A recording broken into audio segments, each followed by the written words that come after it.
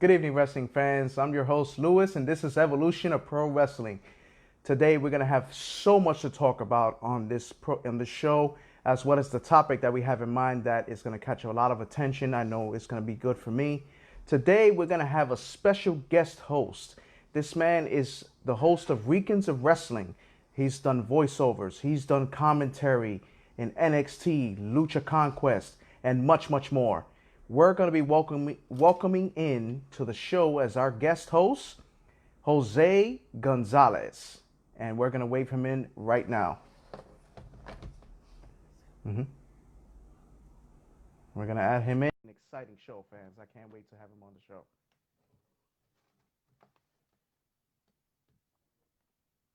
I believe he's tuning in right now. Jose Gonzalez, host of Ricans of Wrestling. Welcome to the show, sir. It's an honor to have you as a guest host. Welcome. What's going on, Lewis? What's going on? Thanks for having me, bro. No, absolutely, absolutely.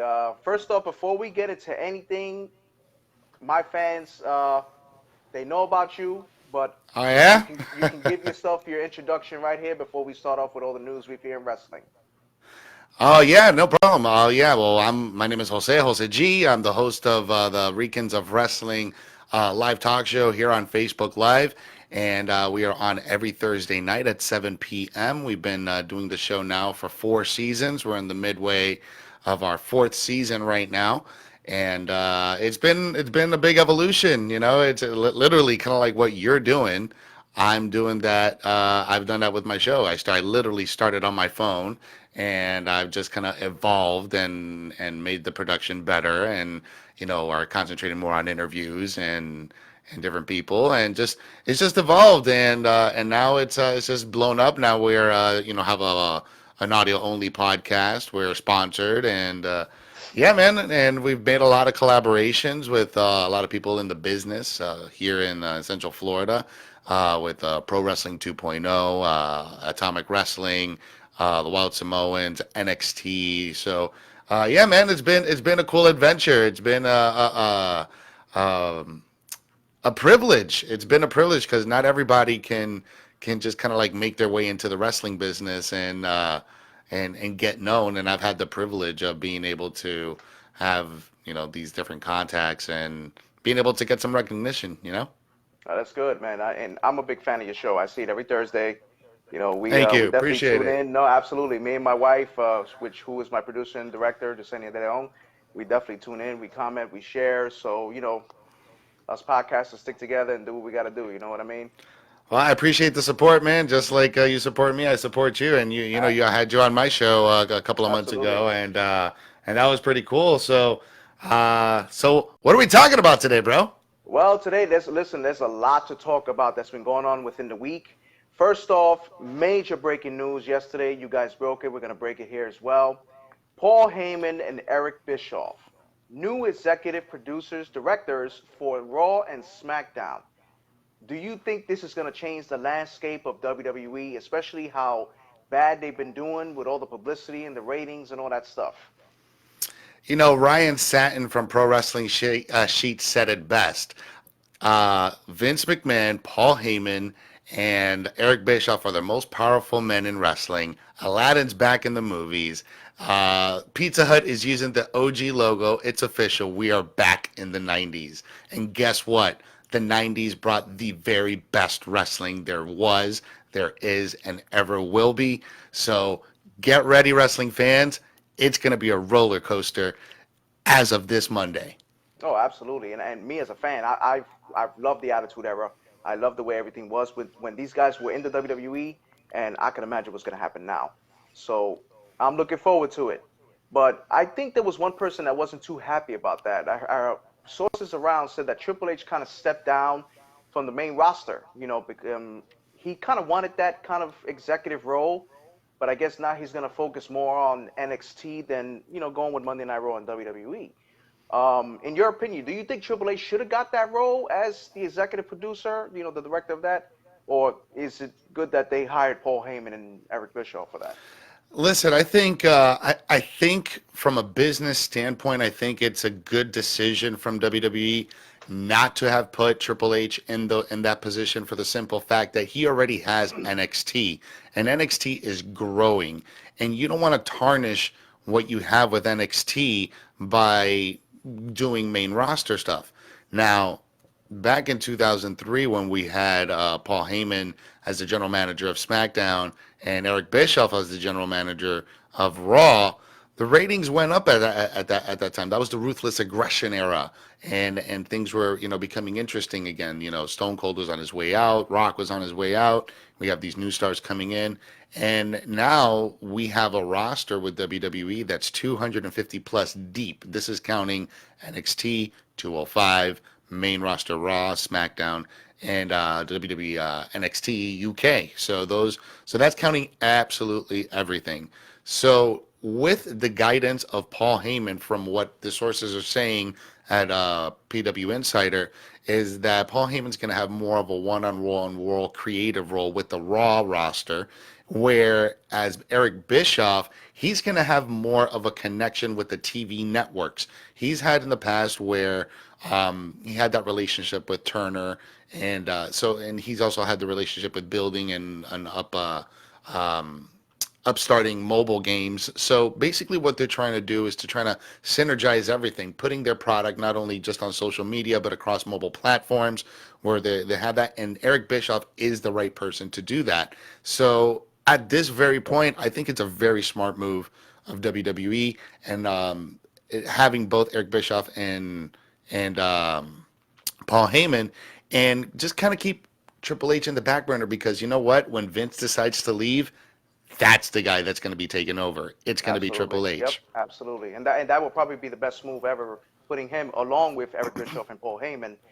Just alone with Vince McMahon and the evil genius that he is.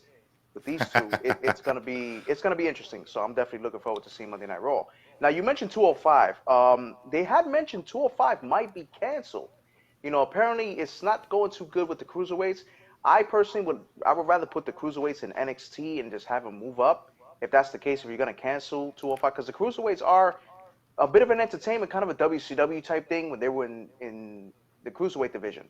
And I've seen these guys fight, and half of the matches they've had in pay-per-views I actually enjoyed.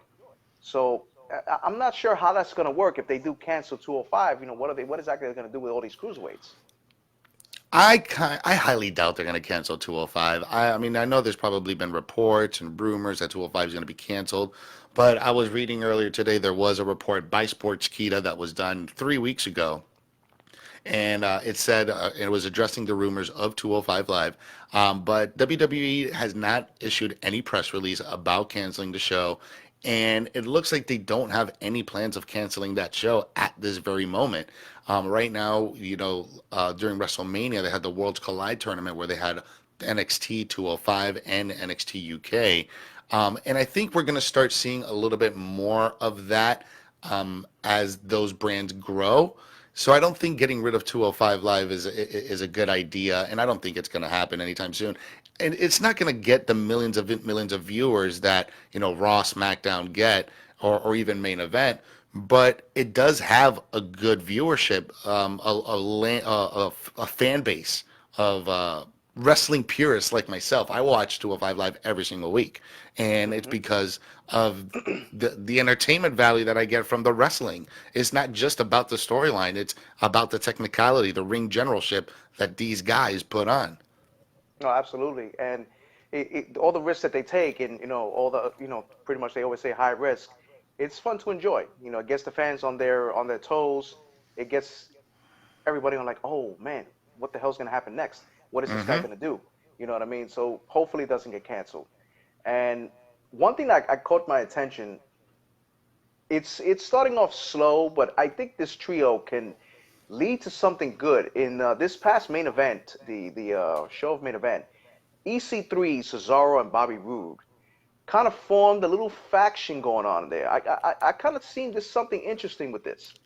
I'm I'm very very interested in seeing something going on with these guys going into Raw, or SmackDown to see where it can go. Maybe it could be the new Dangerous Alliance. Who knows if they put a manager with them? I don't know. What do you think about that type of faction? Well, Renee Young said it best. The main event muscleman. That's what they're gonna look. It looks like they haven't been officially called that, but the main event muscleman on main event wrestling, and they got a decisive win against the Lucha Bros. Not the Lucha Bros, but the Lucha House Party on main event. Um, I'm all about it, dude. I'm all about it. I love EC3. EC3 is a hell of a performer. He's actually really good in the ring. A good friend of the show. He is part of our intro, and as part as Cesaro, one of my favorite performers of all time. This guy is pound for pound the strongest performer in WWE. And who doesn't love Bobby Roode? I'm sorry, excuse me, Robert Roode. You need listen. We need that stash. That stash is everything. So yes, absolutely. The muscle, the what was it? The main event men. Yes, absolutely. Let's have it. No, that's good, man, and I hope it can lead to something else, man. And what we also saw this past Monday, the Undertaker returned, which shocked Yes. everybody. I wasn't expecting that one. That caught me by surprise. Attacked Shane McMahon, attacked Drew McIntyre, which eventually brought on the Dream Tag Team, Roman Reigns and The Undertaker against Shane McMahon and Drew McIntyre at Extreme Rules. I'm definitely looking forward to seeing it. My wife is a big Roman Reigns fan. She's definitely looking forward to seeing it. So, what do you think brought The Undertaker back? Do you think it was ratings? Do you think he wanted to come back? What? How did you respond to that return when he came back? Well, let's just take a moment and bask in the glory that is the Undertaker. Okay, we have anytime the Undertaker is on TV, we need to set being a wrestling analyst, being a smart. Just we need to stop doing that and just put it on the side and just enjoy it. Okay, just enjoy what it is. Because I generally enjoyed what happened Monday night when Undertaker came and interfered and stopped Shane McMahon from delivering coast to coast. Absolutely. I felt like a kid again. I mean, I didn't jump up and down. I didn't mark out like that. But still, I was like, whoa, like this is a big deal. And sources are saying right now that Undertaker is probably looking for a one-on-one match against Drew McIntyre. At WrestleMania So 36. Yep. at WrestleMania 36. So this is, I'm not sure if this is probably the build-up or the beginning of a build-up to that match. Listen, I don't think we need to wait until WrestleMania. I think SummerSlam is enough. I think if Absolutely. we, I think if we have Undertaker versus Drew McIntyre at SummerSlam, that's enough. Absolutely. No, I will pay to see that match. That's a dream match a lot of people waiting for. Student versus the teacher. The Undertaker's a veteran. Drew McIntyre is an excellent athlete, which I still think the WWE needs to push this man because he is phenomenal compared to the first time he started to what he's evolved to now. I Hmm. think he, excuse me, can do much better in WWE. Something else caught my attention. There was a lot of friction going on with Seth Rollins about John Moxley. He wasn't too happy with what John Moxley had to say about the WWE. Threw a few jabs out there, threw some stuff on Twitter saying that John Moxley pretty much took his ball and ran. He's also having a spat with Will Ospreay, and it's kind of going back and forth with these guys. So supposedly John Moxley and Seth Rollins are supposed to be these brothers, but right now it's not looking too good. I'm. What do you think about that? Like, I know you heard that around all this stuff that's buzzing. Social media is going to be social media. There's always, I always like to say there's always a two sides to a person. There's a person that you know in person and who you know for real, and then you got your online persona. Okay, this is their online personas, and I don't think that Seth Rollins said that with any bad intention or ill will. He's just stating a fact. And if you listen to the Talk is Jericho podcast where Jericho was interviewing John Moxley, Excuse me. John Moxley details with a lot of detail what he did in order to try to get over creatively, but he kept getting the door Yeah, shut in his yeah, face. I heard that by Vince McMahon. Vince McMahon kept coming up with these crazy things, wanted him to do stuff he didn't want to do. You know, the Roman Reigns angle, mentioning about cancer, leukemia. You just don't do that, and that's why Moxley Exactly. left what he did. And I don't blame him. That's something you don't bring up in storylines, no matter what. That's not something you joke E- about.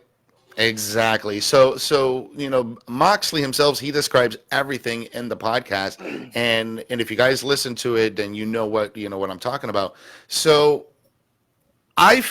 personally, if I was in Moxley's position where I'm trying to, pitch these ideas, it's like, well, yeah, we should do this. Well, no, and you should do that. Well, that's stupid. I mean, that doesn't make any sense. Oh, but it's so good shit. That's what Vince says. You Yeah. know, so I would be frustrated too. And guess what? If I'm not being listened to, or if I'm not being um, appreciated for my efforts of what I'm doing with my character as a performer, you know what? I'm going to take my ball somewhere else where I am appreciated. And I don't Absolutely. think there's anything wrong with that. There's absolutely nothing wrong with that. That is a very personal decision that John Moxley did.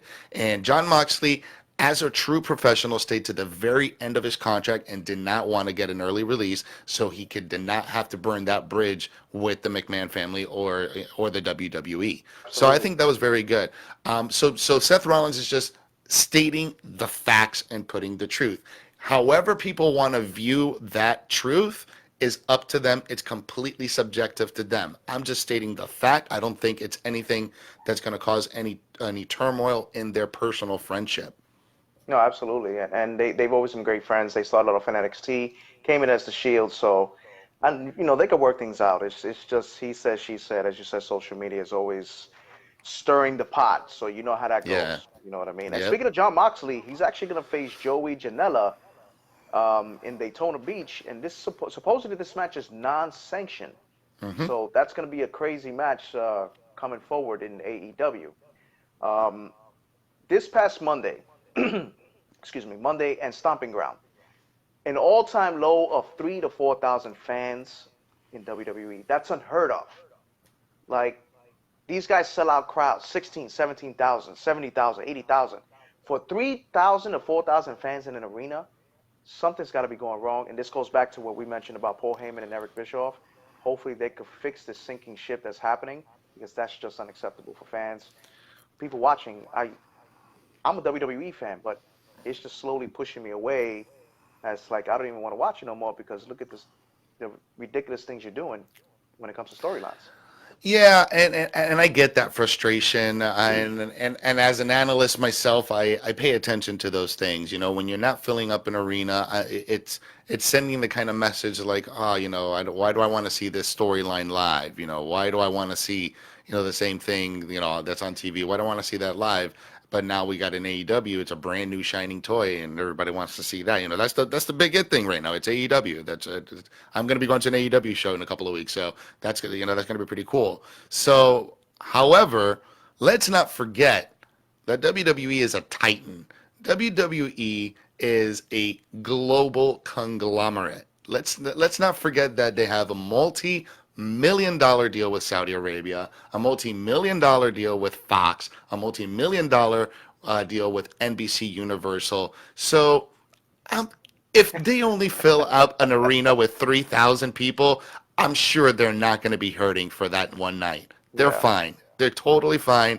Again, this is just the media and the internet and the people that report it are just kind of blowing things out of proportion. It's like, okay, yeah, you're not filling up an arena for that one night. That's okay, but what about WrestleMania? What about your pay-per-views? What about these other shows that you do?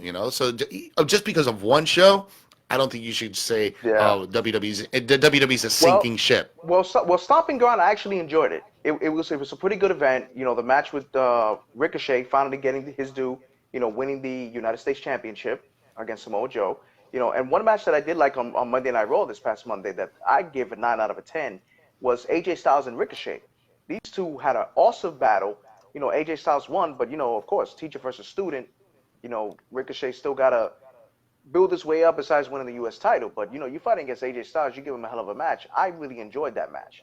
Oh, And that match also, was top notch. of course, very top notch, and I enjoyed it. And I know it's more to come when it comes to Ricochet. And also, this past SmackDown, there's a new rivalry going between Kofi Kingston and Samoa Joe. Samoa Joe loses the United States title, but then now he's going after Kofi Kingston for the championship. Do you think that Samoa Joe is championship caliber? Hell yeah! Did you see his run in NXT?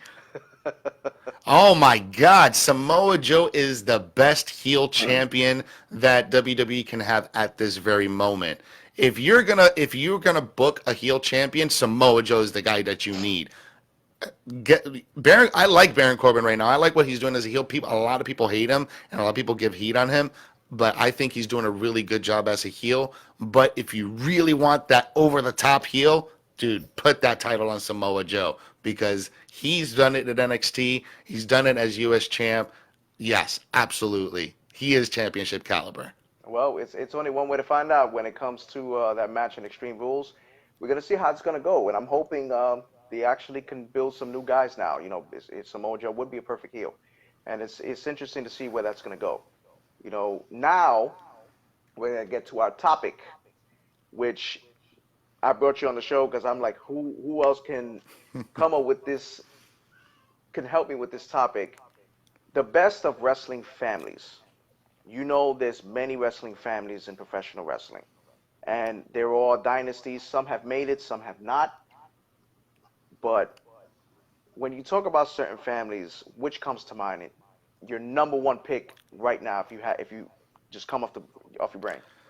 I mean, if you're just asking me like just my top, if you're just asking me, okay, well, name just a general wrestling family. The one that really stands out is the Anoa'i dynasty. When you have the Anoa'i dynasty, you have the Wild Samoans, you have Peter Maivia, the chief, High Chief Maivia, you have The Rock himself, you have the Usos, you have Roman, you have Rikishi, you have, I mean, it's just a plethora of performers that come from this great family, which here in Central Florida, we have the again, the privilege of having the Wild Samoan Training Center out in Mineola. So, I mean, it's the Anoa'i family dynasty has definitely helped boost the professional wrestling business itself to a whole nother caliber.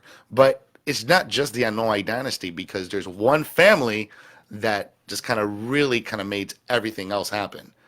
And I'm going to give you a church, see if you can guess what that family is or who that family is. Well, there's There's a lot. no, there's definitely a lot. There's a There's a lot of lot. families there. I've seen the Guerreros. Love the The Hart, Guerreros. I've seen the Hart family. The Hart family's been there. The Funks, uh, the Briscoes. There's been many. There's many out there. Tons of You them, know. tons of them. But the one family that really and people are going to be like, "What? You're crazy, Jose." The McMahon family. Oh, absolutely. They're the top by far. These guys, Vince McMahon alone was like possibly the top heel back then in the Attitude Era. The man created all these characters, created Stone Cold, created The Rock. He made them what they were today. And with his heel turn, just Hmm. like, and not Vince McMahon, Mr. McMahon, as his stooges used to call him, Hmm. it was a hell of a character. The family itself, Stephanie McMahon, Shane McMahon, doing this invasion of WCW and ECW, doing the corporation, doing the corporate ministry, the higher power.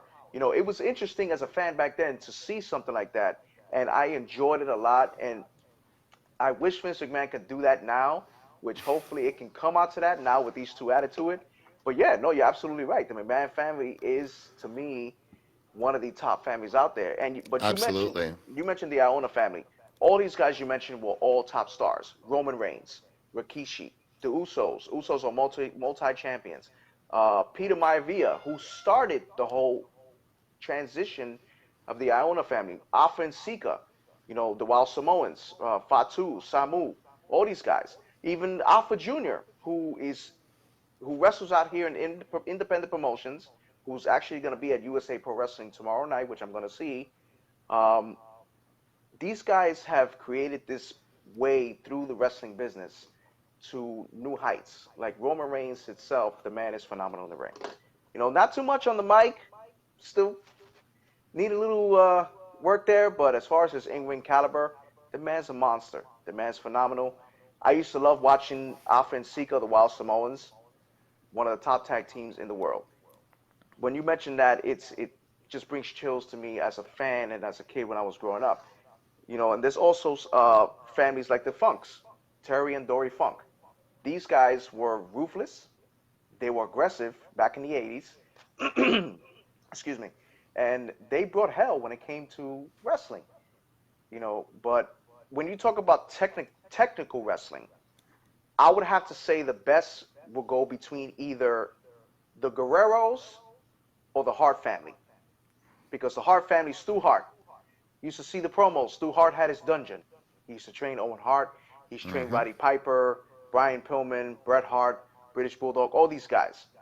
You know, if you had a chance to put a family against another family, who would it be? Mm. Wow, that is a good. That's a good question. But first of all, I definitely have to agree with you that the most when you technically sound families that you're talking about, I would definitely have to agree with you when the Guerreros and the Hearts, absolutely one of the top-notch, most technical families in the wrestling business. And as a fan, enjoyed both sides of it. Now, putting family against family, oof. All right, now, okay? So if you're asking me to book this match, are we booking this more on technicality? Are we booking this more on entertainment? I mean, that way I can know what route I'm going. Oh, okay. Okay. Say you can book between technicality, technical wrestling, powerhouse, but a little bit of kind of brawling type thing. All right. So if that's the case, I would probably put the Anoa'i, three members of the Anoa'i family versus three members of the Guerrero family. Excellent pick. Real excellent pick. And I know back Six then if man you tag. oh, absolutely. In all of their primes, I think that would have been awesome. The Guerrero family was, Eddie Guerrero, God rest his soul, excellent athlete in the ring. Same as Chavo Guerrero, Chavo Senior. They all were great athletes. Hmm. And my pick, I think, from the Iona family would have been Roman Reigns and the Usos. The So bloodline. yeah, pretty much the bloodline. So, but there's another family that comes to mind that I enjoyed watching, but unfortunately they had a very, very bad, tragic end to all of them. Was the Von Erichs. The Von Hmm. Erichs were a very elite family. They were in WCCW. The fans loved them in Texas. The fans loved them around the world in Japan. But it was just one disaster after another. In your opinion, what do you think caused that type of, you know, tragedy that through their entire family? It's a weird thing that happened, with the Von Erichs, and I didn't personally grow up watching the Von Erichs. I did learn about them, doing research and things like that. And the only thing I could probably attribute to it is the time, the time that they were in. At the time, professional wrestling, there was a lot of steroids involved. There was a lot of cocaine involved. I don't know if that's anything related to what happened to the Von Erichs, Yeah. but it is quite tragic, and what happened with them. But again, I don't know what happened. I don't know, and I wish I would like to know. But you mentioned the Von Erichs. And there is another important family that we kind of left out, and it's big in the Lucha Libre family, in the Lucha Libre world, the Colons. No, The Colons is a big. I was actually gonna come to that in the show. No, Carlos Colon, Carlito Colon, Epico Colon. They all made a big splash in professional wrestling, especially Carlos Colon himself in I believe World Wrestling Council, WWC, and it was and back then he was a phenom in Puerto Rico. The man, Hmm. WWE Hall of Famer. He went through wars. He went through many wars with Bruiser Brody, Abdullah the Butcher, Invader. Ric Flair. Excuse me, yeah, and he went through a lot, and the family, they deserve that title of one of the greatest families there is. His sons, they lived to stardom at some point in WWE, didn't really make it that big. Carlito Colon did make it, a United States champion, a Continental champion. I wish they could have done better with him in WWE. The same thing with his brother, but I guess they just dropped the ball and just let him go. But after I saw that match in Lucha Conquest 4, I see the man still got it. So he Oh no, hasn't he lost got his it. I step. mean, dude, don't forget that Carlitos Colon was one of the first people to beat John Cena on his debut and beat him for the U.S. title. Absolutely, and that's what stands out when you talk about that family, you know. But still, to me, the Iona family, I wish we could have seen that battle between them and other individuals, like Owen Hart and Bret Hart, and Hmm. Jim the Anvil Neidhart, British Bulldog. I would have loved to see Jim the Anvil Neidhart and Owen Hart go up against the Usos. I would have loved to see that. or Roman Reigns go up against Bret Hart or the British Bulldog, the powerhouse, and stuff What like what that. what about an in family match? The Wild Samoans versus the Usos. Oh, absolutely. I would definitely have paid to see that match. Father and son. Absolutely, that would be epic. And that's why to this day I still watch these videos and I still watch matches when it comes to the Wild Samoans and the Iona family, Peter Maivia. And there's also a family out there that it's a small family, but I still think about them, the Paphos. Lenny Poffo, Yes, very important, Macho, very important Macho Man family. Randy Savage, It's a Angelo small Poffo. family. No, but they are very important because Angelo Poffo Yes. started it with his way going into the business, and then came Lenny Poffo and then the Macho Man. And then the Macho Man just skyrocketed his career into the WWE Ooh and yeah. and became successful. And I still watch his matches to this day, which by far his best match to me was against Ricky Steamboat at WrestleMania 3. By far the best match to me of all time, still to this day. I love that match. That is one of my favorite matches of all time for the Intercontinental Championship, right? No, absolutely, for the Yeah. Intercontinental Yes. Championship, and Yes. it lived to the hype that to me, I think it was better than Hulk Hogan Andre the Giant. Oh yes, absolutely. Rick, So yeah, Steamboat, hell yeah, Steamboat it, versus Macho Man, one of the to best me, matches. there's still no match that can live to that caliber of a match. Even though I did, yeah, I enjoyed the Undertaker and Shawn Michaels match of the year at WrestleMania 25 and 26, but still, these guys gave it their all. They put everything on the line, and they ended up just say, "Hey, we're gonna go with it. Let's steal the show." That's pretty much what happened, and they stole the show that time. So the Powerful family, they really paved the way for many superstars. Um, there's another family, the Briscoes. The Briscoes, Gerald Briscoe, Jerry Briscoe. I used to like Gerald Briscoe when he used to be with Vince McMahon, but I also used to see his battles going on Hmm. back in the days. I didn't really see too much of his matches, but I used to hear a lot that he was a good in-ring general. Um, if you had a choice right now to meet one of those families, who would it be? Between the Briscoes Any family in or general, any and family we named today. If you had the chance mm, right now to meet one of those families in one group, just to say, "Wow, I met my idol, I met these superstars, and it feels good to actually know who they are." well, if Eddie Guerrero was still alive, I would say the Guerrero family. But since that's not, unfortunately, he's not alive, and I would have to go with the Anoa'i family. I think I would go with Solid. that. Yep, I think I would go with that same pick because the Iona family, no matter what goes on, to me, there's besides the McMahon family, there's possibly to me the top family in professional wrestling. That it just goes on and on and on the list. And you got guys that still family. You have guys like Lance Iona, um, that you hear in the inter promotional stuff. He was Yep. actually on Monday Night Raw where he fought Shane McMahon. Hmm. He's also known in the indie promotions, a very good wrestler. I've done a Yep. lot of research on him, You also and got Lloyd Anoa'i, who's locally here in Tampa. He's yeah, family of Roman Reigns. I think he's a second cousin or something like that. yeah, And then Sean Maluda, who's also part of the Anoa'i family. He was in the Cruiserweight Classic back in 2016. He's made multiple appearances on NXT and local promotions here in Orlando. So yeah, man, there's a big family, bro. no, absolutely, absolutely. Well, Mr. Gonzalez, it was a pleasure having you. We're actually coming up to the end of our show. Excellent host. It was a pleasure having you on here. You did great. Everything we discussed, we touched on about the Iona family, about the wrestling families in general. And always, we're going to be tuning into your show every Thursday night at 7 o'clock and continue to show our support. And again, we appreciate you being on the show. And I hope this won't be the last time.